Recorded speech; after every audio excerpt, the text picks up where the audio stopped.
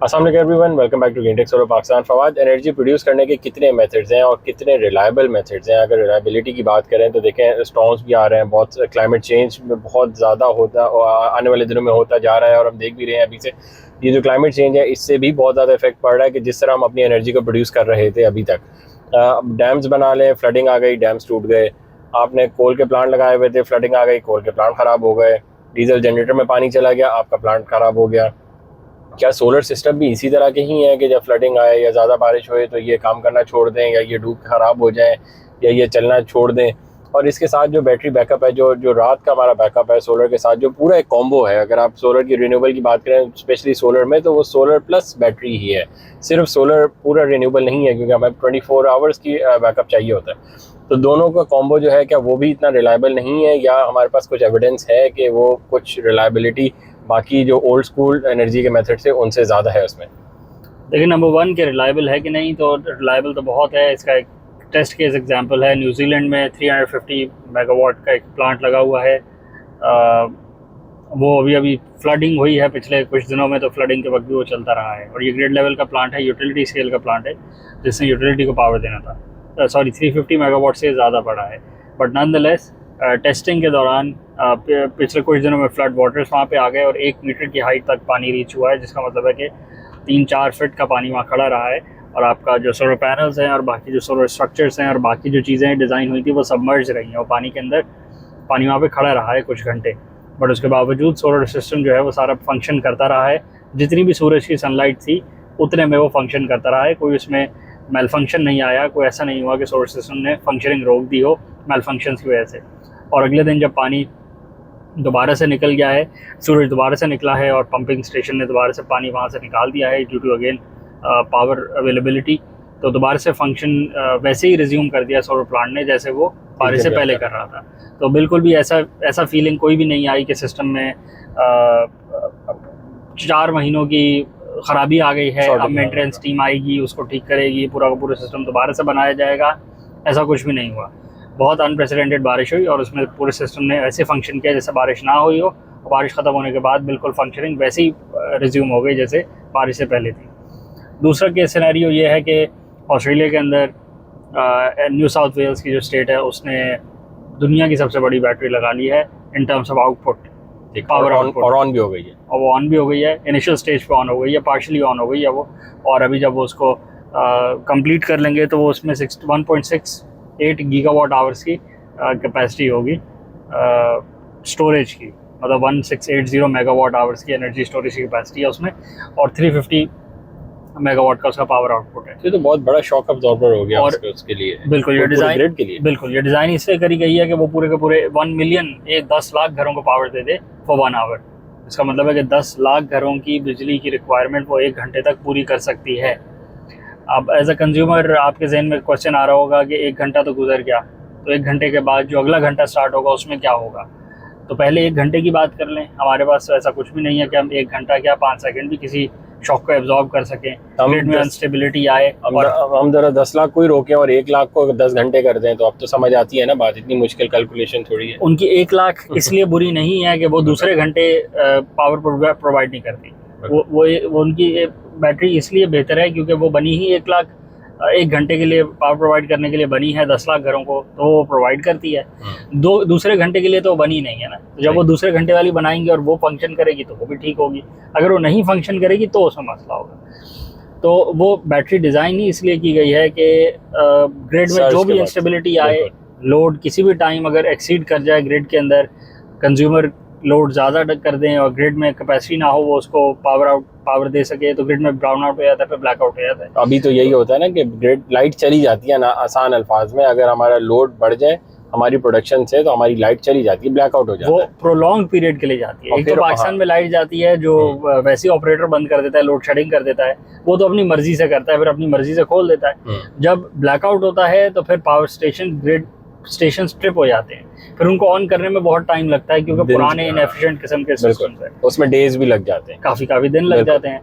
But ये battery design ही इसलिए करी गई है कि ग्रिड में कोई भी अगर शॉर्ट टर्म के लिए इंटरमिटेंट कोई अगर सर्ज आता है, कोई स्पाइक आती है, तो ये उसको as a buffer power provide करेगी और आपका ग्रिड ब्लैकआउट नहीं करेगा, ग्रिड को सस्टेनेबल पावर मिलती रहेगी।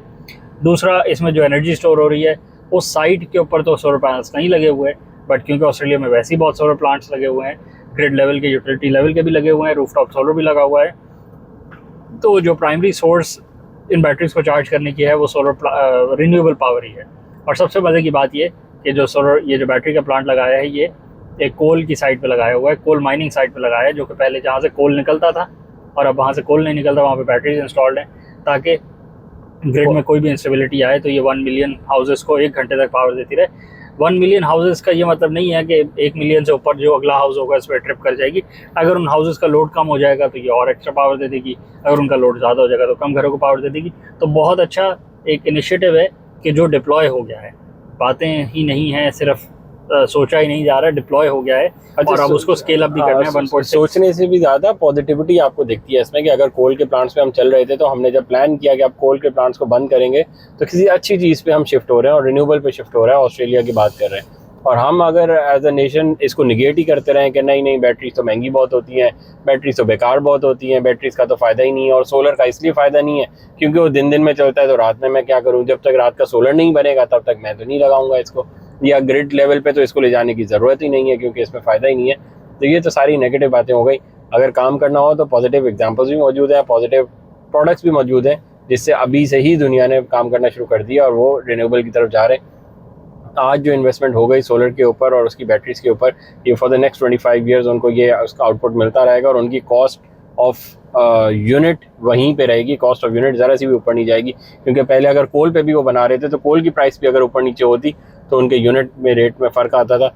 अब जबकि सोलर एक दफ़ा इन्वेस्टमेंट हो चुकी फॉर द नेक्स्ट 25 ईयर्स, अगर आपकी एनर्जी की कॉस्ट ऊपर नीचे नहीं आ रही तो आप ज़रा इमेजिन तो करें कि आपकी जो फैक्ट्री चल रही है उसकी कॉस्ट ऊपर नीचे नहीं होगी, आपकी जो ट्रांसपोर्टेशन चल रही है जब वो इलेक्ट्रिक पे आ गई तो उसकी कॉस्ट ऊपर नीचे नहीं होगी, और आपके जो घर जो गैस की सारी चीज़ें चल रही थी उसकी कॉस्ट ऊपर नीचे नहीं होगी, तो आप तो कितनी स्टेबल इकोनॉमी बन सकते हैं फॉर द नेक्स्ट 25 ईयर्स। अच्छा, इसको छोटी एग्जांपल पे ले आए। छोटी एग्जांपल ये है कि ये हो गई स्टेट की बात कि स्टेट ने लगाया प्राइमरी सोर्स सोलर पैनल्स लगाए और सोलर पैनल्स से एनर्जी को प्रोड्यूस किया, फिर उस एनर्जी को प्रोड्यूस करके स्टोर कर लिया बैटरीज़ के अंदर और उन बैटरीज़ को यूटिलाइज़ कर लिया शाम के वक्त जब सोलर नहीं अवेलेबल होता। आप उसको छोड़ दें, एज एन एंड कंज्यूमर आप अपने घर के ऊपर आ जाएं, अपनी फैक्ट्री के ऊपर आ जाएं, अपनी कमर्शियल एंटरप्राइज के ऊपर आ जाएं। अगर आप छोटी एग्जांपल लेते हैं सबसे अपने घर की, तो आप सोलर पैनल्स अगर अपनी छत पे लगाते हैं तो आप उस एनर्जी का क्या करते हैं, आप भी उसको दिन के वक्त यूज़ करते हैं, हर बंदा ऑटोमेटिकली यूज़ करता है। रात के वक्त आप दिन के वक्त उसको बैटरी में स्टोर कर सकते हैं ताकि रात के वक्त आपको पावर प्रोवाइड होती रहे अनइंटरप्टेड। लोड शेडिंग होए ना होए, ग्रिड में ब्लैकआउट होए, ब्राउन आउट होए, अभी भी बारिशें हो रही हैं, पूरे पाकिस्तान में बारिशें हो रही हैं, जहाँ जहाँ बारिश होती है वहाँ कोई ना कोई ब्रेकडाउन हो जाता है, कोई ना कोई फीडर ट्रिप कर जाता है, ट्रांसफार्मर मेल फंक्शन कर जाता है, तो पावर ब्रेकडाउन तो होता है।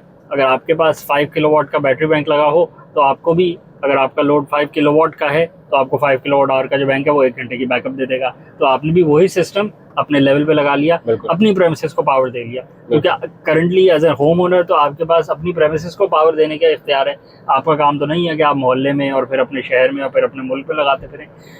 इसी तरह फिर आप अपनी कमर्शियल एंटरप्राइज पे और अपनी फैक्ट्री पे भी यही काम कर सकते हैं कि आपके पास इतना बैकअप हो कि आप रिलायबली आपकी मशीन शट डाउन ना हो जाए। अगर आपकी ग्रिड ब्लैकआउट करती है इंस्टेंटली तो आपकी जो मशीन्स है वो इंटरप्ट ना हो और आपका जो भी प्रोसेस है वो इंटरप्ट होके उसमें मटेरियल ज़ाया ना हो, क्योंकि चलते हुए प्रोसेस में अगर कट लग जाए तो ऑफ कोर्स उसके डैमेजेस जो होते हैं वो सारी फिनिश प्रोडक्ट के अंदर तो आते ही हैं, लाजमी बात होती है।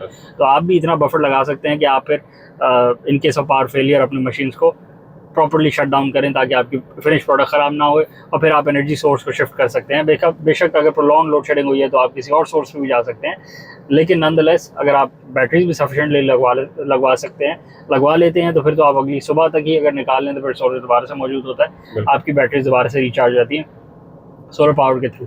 तो वही एग्जांपल है, बड़े लेवल पे भी उसी की एप्लीकेशन है, छोटे लेवल पे भी उसी की एप्लीकेशन है। अप्लाई करने वालों पर डिपेंड करता है कि वो अपने अपने स्कोप के अंदर उसको अप्लाई करते हैं या नहीं करते।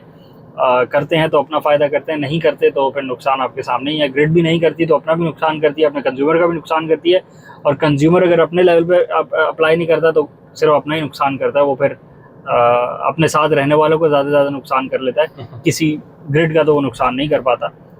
अच्छा वीडियो चैनल को लाइक करें, सब्सक्राइब करें, ज़्यादा शेयर करें, कमेंट से बताएं आपने कितने किलोवाट की बैटरी लगवाई हुई है, किस तरह वो परफॉर्म करती है आपके लिए, और क्या आपने भी यही मॉडल अपने प्रेमिसेस पे अप्लाई किया हुआ है या नहीं किया हुआ। Thank you.